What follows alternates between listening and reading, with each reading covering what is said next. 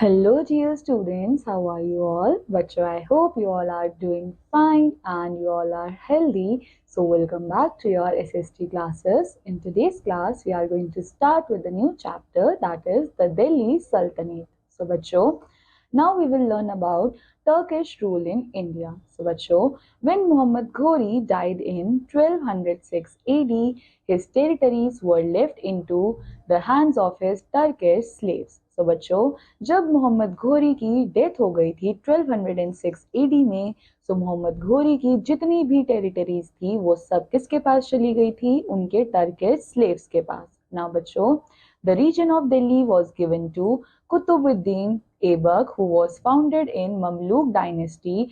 The word Mamluk means slave. So बच्चों, दिल्ली जो है वो किसको दिया गया था? कुतुबुद्दीन को. एंड बच्चों, ये जो है वो कहाँ पे मिले थे? ममलूक डायनेस्टी में. ममलूक का मतलब क्या होता है? स्लेव्स. इसका मतलब ये भी मोहम्मद घोरी के एक स्लेव थे. Now बच्चों, we have the Mamluk dynasty. So first we have Qutubuddin Aibak, जिनका बच्चों ईयर क्या है? 1206 to 10 AD. So बच्चों, जब मोहम्मद घोरी की डेथ हो गई थी तो कुतुबुद्दीन ऐबक ने इस्टेब्लिश किया था control over all the northern territories of India. तो इसका मतलब उनके जाने के बाद इन्होंने हमारे इंडिया की जितनी भी नॉर्दर्न टेरिटरीज थी उसके ऊपर रूल करना स्टार्ट कर दिया था. सो बच्चों, the kingdom established by him came to be called as Delhi Sultanate. And बच्चों, इनके थ्रू जो भी किंगडम डेवलप करा गया था उसको क्या बोला जाता था? दिल्ली सल्तनत. ना बच्चों, Qutbuddin ruled Delhi for 4 years and consolidated his existing territories. So बच्चों, कुतुबुद्दीन ने दिल्ली में 4 years तक रूल किया था एंड ड्यूरिंग दिस टाइम उन्होंने क्या करा था? अपनी एग्जिस्टिंग टेरिटरीज को और ज्यादा फैलाया था. देन बच्चों, he set up an efficient administrative structure also. And इन्होंने एक बहुत अच्छा एडमिनिस्ट्रेटिव स्ट्रक्चर जो है उसको भी इस्टेब्लिश किया. Now बच्चों, Aibak was known as Laksh Baksh or the giver of hundreds and thousands. So बच्चों, कुतुबुद्दीन को किस नाम से बोला जाता था? लक्ष बख्श के नाम से या फिर giver of hundreds and thousands. So बच्चों, ये एक कीन बिल्डर थे जो कि जिन्होंने कंस्ट्रक्ट करवाया था फेमस कुतुब मीनार एंड कुवत उल इस्लाम मॉस्क. ना बच्चों, इनकी डेथ हुई थी 1210 एडी में एक एक्सीडेंट की वजह से, जब ये क्या खेल रहे थे? पोलो. ना बच्चों, the Turkish sultans had to face many problems. इन लोगों को बहुत ज्यादा प्रॉब्लम्स भी हुई. Repeated Mongol attacks from the north west, क्योंकि बच्चों मंगोल्स जो है वो रिपीटेडली अटैक कर रहे थे. देन बच्चों, the Rajputs and other defeated rulers tried to regain their independence. And इसके बाद राजपूत्स और जो और भी रूलर्स हार चुके थे वो दोबारा से लड़ रहे थे अपनी इंडिपेंडेंस पाने के लिए. Then many conflicts among themselves. And बच्चों, इनके बीच में खुद भी क्या चल रहे थे? बहुत सारे कॉन्फ्लिक्ट्स चल रहे थे. देन वी हैव इल्तुतमिश, जो कि बच्चों क्या है? इनका रूलिंग पीरियड 1210 टू 36 एडी. सो बच्चों, कुतुबुद्दीन ऐबक को जब वो मर गए थे तो उसके बाद उनके बेटे आए, उनके सन इन लॉ आए, इल्तुतमिश. सो बच्चों, इल्तुतमिश, इनको हम लोग क्या बोलते हैं? First real ruler of the Delhi सल्तनत, as he re-established control over territories that had slipped out of Turkish hands after Aibak's death. And बच्चों, क्यों इनको एक रियल रूलर बोला जाता है? क्योंकि आफ्टर एबक्स डेथ जो भी टेरिटरीज इनके हाथ से जा चुकी थी टर्किश की वजह से, सो बच्चों इन्होंने उन सारी टेरिटरीज को दोबारा से रीगेन कर लिया था. ना बच्चों, Iltutmish tackled the problems faced by the सल्तनत. सो उन्होंने सारी प्रॉब्लम्स को टैकल किया जो कि सल्तनत फेस कर रहे थे. सो बच्चों, he won over Turkish nobles by giving them territories. and वो जीत चुके थे टर्किश नोबल से एंड अपनी कुछ टेरिटरीज दे दी थी. देन बच्चों, उन्होंने डिफीट किया था और सीज किया था राजपूत किंगडम्स को ऑफ रणथंबोर, मिंदौर, जेलोर एंड बयाना. ना बच्चों, इन्होंने क्रश किए थे रिवॉल्ट्स जो कि कहाँ पे हो रहे थे? बंगाल और बिहार में. Then बच्चों, he nominated his daughter Razia as his successor before he died in 1236 AD. So बच्चों, इन्होंने अपने मरने से पहले ही अपनी बेटी के नाम सारी चीजें कर दी थी और इन्होंने बोला था कि मेरे जाने के बाद मेरी बेटी ही है जो कि इस थ्रोन को संभालेगी. देन बच्चों ये सारा काम इन्होंने अपने मरने से पहले ही कर दिया था। Then we have Razia Sultan. So बच्चों, the powerful nobles at the court of Razia were unable to accept a woman as the ruler. So बच्चों उस टाइम पे एक woman को as a ruler accept करना बहुत ज़्यादा मुश्किल हो गया था। These courtiers were extremely jealous. कुछ courtiers बहुत बुरी तरीके से jealous हो चुके थे also of the high position occupied by Yakut Razia's Ethiopian slave. And बच्चों वो लोग हमारे रजिया से तो जेलस थे ही, बट उसके बाद उनके जो स्लेव्स थे उनसे भी जेलस थे क्योंकि उनको हायर पोजीशन मिल चुका था। देन बच्चों, hence these nobles rebelled against Razia, and इन नोबल्स ने क्या करा, रजिया के अगेंस्ट रेबल किया, and she was overthrown and killed, and then बच्चों रजिया को किंग थ्रोन से हटा दिया गया था एंड देन उनको मार दिया गया था। Now बच्चों next we have Naziruddin Mahmud. So बच्चों Razia's death was followed by a struggle for power between a group of powerful Turkish nobles called Chehelgani or the 40 nobles. So बच्चों रजिया की death के बाद अब स्ट्रगल इस चीज का था कि पावर जो है वो किसके पास आएगी।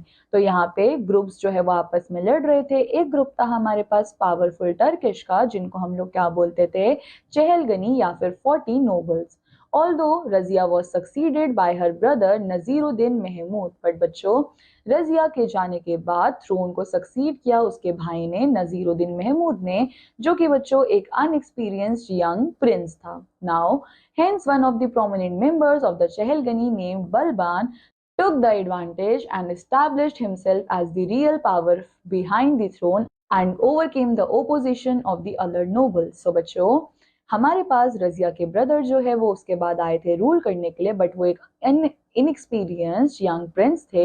एंड देन बच्चों उन्हीं के एक प्रोमिनेंट मेंबर शहलगनी जिनका नाम क्या था, बलबान, उन्होंने क्या करा, इस चीज का एडवांटेज लिया और उन्होंने अपने आप को एस्टैब्लिश किया as the real power behind the throne, and then उन्होंने ओवरकम कर लिया ओपोजिशन को of the other nobles. Then we have Ghiyasuddin Balban. So बच्चों बलबान ने एस्टैब्लिश किया himself as the supreme authority and he set up an efficient spy system to ensure that everyone was loyal to the throne. So बच्चों इन्होंने खुद को establish तो कर लिया था सुप्रीम अथॉरिटी की तरह, एंड उसके साथ साथ इन्होंने एक एफिशिएंट स्पाई सिस्टम भी बनाया था जिससे ये चेक कर पाए कि सारे के सारे लोग जो है वो लॉयल तो है थ्रोन की तरफ या नहीं। Then बच्चों he increased the power and prestige of monarch by introducing ceremonies like prostration before the monarch. Then बच्चों इन्होंने धीरे धीरे करके सारी पावर्स को इंक्रीज किया एंड उसके बाद बलबान की जो है वो डेथ हो गई थी 1287 AD में, and his successors were weak and inefficient. And उसके बाद इनके बाद जो इनके सक्सेसर्स थे वो काफी ज्यादा वीक थे और इनएफिशिएंट थे। हेंस बच्चों थ्रोन ऑफ दिल्ली जो है उसको किया गया bye Jalaluddin खिजली who lead the foundation of खिजली dynasty. And बच्चों इनके जाने के बाद कोई भी इतना कैपेबल नहीं था जो कि इनके थ्रोन को संभाल सकता था। सो उस टाइम पे थ्रोन ऑफ दिल्ली उसको किसने कैप्चर कर लिया, खिलजी ने, एंड बच्चों उन्होंने ही सेटअप किया खिलजी डायनेस्टी को। So then we have Jalaluddin Khilji. So बच्चों इनका जो रूलिंग पीरियड था वो था 1290 से 96 AD तक। सो बच्चों जलालुद्दीन खिलजी इन्होंने फाउंड किया था खिलजी डायनेस्टी को जो कि बच्चों बहुत पुरानी है। Now he spent most of his time in suppressing internal rebellions, and उन्होंने अपना आधे से ज्यादा टाइम तो जो है वो इंटरनल रेबेलियंस को ही सप्रेस करने में निकाल दिया था। ना बच्चों Alauddin Khilji his nephew assassinated him in 1296 AD and he became the sultan. So बच्चों खिलजी को उनके ही नेफ्यू ने असैसिनेट किया एंड देन उसके बाद वो खुद सुल्तान बन गया। Now we have Alauddin Khilji. So बच्चों अलाउद्दीन खिलजी जो है वो एक फर्स्ट टर्किश सुल्तान थे जिन्होंने अपना एम्पायर बनाया था इंडिया के अंदर। When was a brilliant general and a shrewd administrator to expand the Delhi Sultanate. So बच्चों ये पहले टर्किश सुल्तान थे। Now firstly he campaigned against Gujarat due to its maritime trade and then marched towards Malwa, Ranthambore, Chittor and Jalore in Rajasthan. So सबसे पहले बच्चों अलाउद्दीन ने आते ही क्या करा, उन्होंने कैंपेन करा अगेंस्ट द गुजरात। किस चीज के लिए, कि उनका जो मैरिटाइम ट्रेड है उसके अगेंस्ट उन्होंने कैंपेन किया। देन उसके बाद वो मार्च करने लग गए टुवर्ड्स मालवा, रणथंबोर, चित्तौड़, जेलोर इन राजस्थान। देन बच्चों Alauddin invaded Devanagari under the leadership of his trusted general Malik Kafur and Devagiri who was annexed by him. So बच्चों इसके बाद अलाउद्दीन ने कहाँ इन्वेड करा? देवागिरी में, एंड ये वो कर पाए अपने ट्रस्टेड पर्सन्स के थ्रू. Then बच्चों hence Malik Kafur was given the charge of all southern campaigns and इसी के बेसिस पे अलाउद्दीन ने क्या करा? अपने जितने भी southern campaigns थे उसका सब चार्ज जो है उन्होंने दे दिया मलिक कफूर को. Then बच्चों Alauddin did not bring all territories under his direct control as some rulers accepted his sovereignty and paid huge tributes to him. So बच्चों अलाउद्दीन ने सारी की सारी टेरिटरीज डायरेक्टली अपने कंट्रोल के अंदर नहीं रख रखी थी क्योंकि कुछ रूलर्स ऐसे थे जिन्होंने उनको काफी ज्यादा हाई ट्रिब्यूट दिया था. सो बच्चों he kept the nobility under his control. उन्होंने नोबिलिटी अपने कंट्रोल के अंदर रखी थी with the help of spy system. Then बच्चों he was against excessive indulgence and banned wine parties among the nobles as well as himself stopped drinking wine. So बच्चों अलाउद्दीन जो है वो बहुत ज्यादा अगेंस्ट थे वाइन पार्टीज के, सो इसलिए उन्होंने वाइन पार्टीज को स्टॉप कर दिया था. इवन उन्होंने खुद भी वाइन पीना छोड़ दिया था. देन बच्चों इनकी डेथ हो गई थी 1316 एडी में, resulting the end of Khilji dynasty and pave the way for the rise of Tughlaq. So बच्चों यहाँ पे खिलजी डायनेस्टी का एंड हो गया था एंड अब आए थे हमारे पास तुगलक डायनेस्टी. सो बच्चों next we have Ghiyasuddin Tughlaq जिनका रूलिंग टाइम था 1320 टू 24 एडी. सो बच्चों गियासुद्दीन ने अटेन किया था थ्रोन को 1320 एडी में. देन बच्चों उन्होंने इनकरेज किया था एग्रीकल्चर को और उन्होंने इंक्रीज किया था लैंड अंडर कल्टीवेशन को ताकि इंप्रूव कर पाए वो स्टेट के फाइनेंसेस को. देन बच्चों उन्होंने एक्सपैंड किया था अपने किंगडम को जो कि तेलंगाना में था, जयनगर में था एंड बंगाल में था. देन बच्चों he died in 1324 AD and उनके सन मोहम्मद बिन तगलुक जो है उन्होंने अब थ्रोन को संभाला. नाउ वी हैव मोहम्मद बिन तगलुक. सो बच्चों मोहम्मद बिन तुगलक जो है वो एक रूलर है एज वेल एज एक स्कॉलर है जिनका इंटरेस्ट है लॉजिक्स के अंदर, ग्रामर के अंदर, साइंस एंड लिटरेचर के अंदर. So he had a deep sense of justice and open mind. Then बच्चों इब्न बतूता एक राइटर थे जिन्होंने विजिट किया था इंडिया को during the reign of Muhammad bin Tughlaq and उन्होंने लिखा था अबाउट हिज रेन. देन बच्चों हिज एम्पायर इंक्लूडेड, उनके एम्पायर में था Deccan, southern states that is Odisha and Bengal.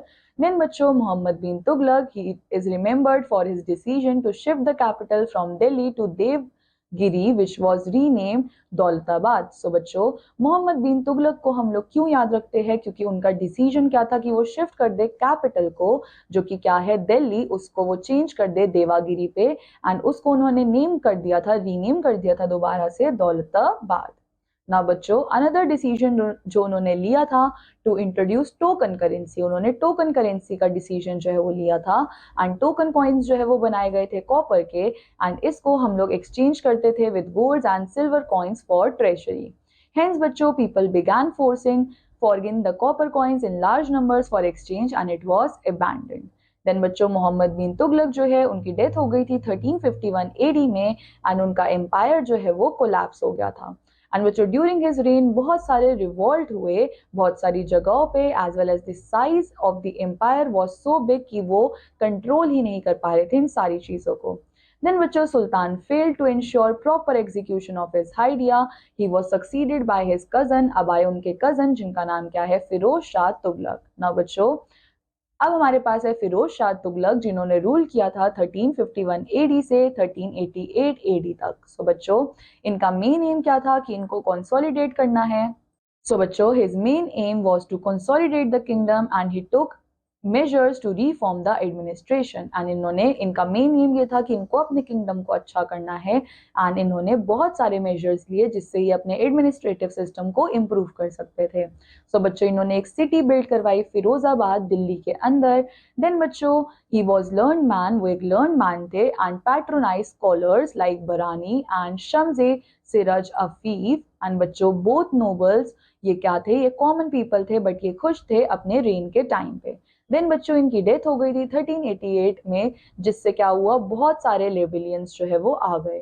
His successors were unable to run an efficient administration and बच्चों इनके successors जो है वो इस काबिल नहीं थे कि वो अच्छे से एडमिनिस्ट्रेशन को चला पाए and could not stop the decline of Tughlaq Empire. Then बच्चों next we have administration in सल्तनत। सो बच्चों वी हैव सुल्तान। सो सुल्तान जो है वो एक इम्पॉर्टेंट पर्सन था एम्पायर के अंदर। देन बच्चों वो रिस्पॉन्सिबल था कि वो सारे लॉज को मेंटेन करेगा और ऑर्डर्स निकालेगा किंगडम के लिए। एंड बच्चों सुल्तान के पास होते थे बहुत सारे नोबल्स और ऑफिसर्स जो कि उनको एडवाइस देते थे। एंड बच्चों ये होते थे एक intelligent, daring and resourceful effective ruler. इसके बाद बच्चों ये चीफ जस्टिस थे as well as commander in chief भी थे आर्मी के। देन बच्चों बलबान ने इंट्रोड्यूस किया था कस्टम्स ऑफ सिजादा यानी कि lying on the ground at the feet of the sultan and paibos यानी कि kissing the sultan's feet. Now we have nobles and officials. So बच्चों नोबल्स जो है वो important military and civilian officers थे गवर्नमेंट के। एंड बच्चों द हाई रैंकिंग नोबल्स जैसे कि खान्स एंड बच्चों हाई रैंकिंग नोबल्स जैसे कि Khans, Maliks and Amirs with the Khans ranking the highest. So बच्चों हमारे पास इनमें खान्स जो है वो सबसे हाईएस्ट रैंक पे थे। Then we have among the officials. तो हमारे पास है वकील दर जो कि क्या देखते थे, look after the entire royal household. Then we have Amir Hijab जो कि बच्चों किन सारी चीजों से डील करते थे, with petitions to the sultan. Then बच्चों वी हैव वजीर जो कि क्या थे, हेड थे विज़रत के। एंड बच्चों ये संभालते थे फाइनेंस डिपार्टमेंट को, who supervise the working of all other departments. And ये साथ साथ में सारे डिपार्टमेंट्स को सुपरवाइज भी करते थे। As well as he was responsible for the collection of revenue. And ये साथ में रेवेन्यू को कलेक्ट करते थे, एलोकेशन करते थे स्पेंडिंग का, डिस्ट्रीब्यूट करते थे सैलरीज को, एंड लॉट करते थे लैंड्स को। देन वी हैव इक्तदार और मुक्तीज जिनको असाइन करी गई थी ड्यूटीज, जिसमें इनको टेक केयर करना था ट्रैक्ट्स ऑफ लैंड का, जिनको हम बोलते हैं इक्तस। एंड बच्चों ये कलेक्ट करते थे टैक्सेस को जो कि यूज करे जाते थे to maintain troops under them. And a part of the tax जो है वो पे करा जाता था सुल्तान को। एंड बच्चों पार्ट ऑफ द टैक्स जो है वो पे करा जाता था सुल्तान को। Then we have army. So बच्चों आर्मी कंसिस्टेड ऑफ इन्फेंट्री और फुट सोल्जर्स। सो यहाँ पे बहुत सारे सोल्जर्स होते थे। द कैवलरी जो कि लड़ते थे हॉर्स बैक पे, एलिफेंट्स पे, आर्कर्स पे एंड सैपर्स पे। देन बच्चों वी हैव द अरीजे मुमलेक जिन्होंने क्या देखा था, जो हमारी मिलिट्री को, मिलिट्री अफेयर्स ऑफ किंगडम को संभालते थे। Then we have Alauddin Khilji and ये ऑर्डर करते थे full description of all soldiers जिनको हम बोलते हैं चेहरा। एंड ये मेंटेन करते थे control over the quality of troops. Then बच्चों we have branding horses and this was also done to bring the good quality of horses to the king. Then बच्चों apart from standing army, सुल्तान जो है वो provide करते थे additional troops by इक़्तिदार्स। Now we have division of the empire. So बच्चों empire को divide किया गया था provinces के अंदर और फिर हम कह सकते हैं सूबस के अंदर, जिनको further divide किया था शिक्स के अंदर। एंड बच्चों शिक्स को डिवाइड किया गया था पैरगन्स के अंदर जो कि बनाए गए थे बहुत सारे विलेजेस के। देन बच्चों द मुफ्ती और गवर्नर जो है वो हेड होते थे प्रोविंस के। एंड शिक को बच्चों हेड किया जाता था by shiqdar and the amil was head of the pargana. ना बच्चों लैंड ओनर्स जिनको हम बोलते हैं खुद्स एंड द हेडमैन और द मुकदम्स वो है इंपॉर्टेंट ऑफिशियल्स हमारे विलेजेस के। Then we have judiciary. So बच्चों सुल्तान जो है वो हेड होते हैं जुडिशरी के। बच्चों he was aided by legal officers like Qazi ul Mumalik, the chief judge of the Sultanate. Then chief Qazi बच्चों हेड करते थे लीगल सिस्टम को। एंड इब्न बतूता मॉर्कनल ट्रेवलर जो कि विजिट कर रहे थे कोर्ट में मोहम्मद बिन तुगलक के टाइम पे, ये एक गाजी थे उनके कोर्ट में फॉर 8 years.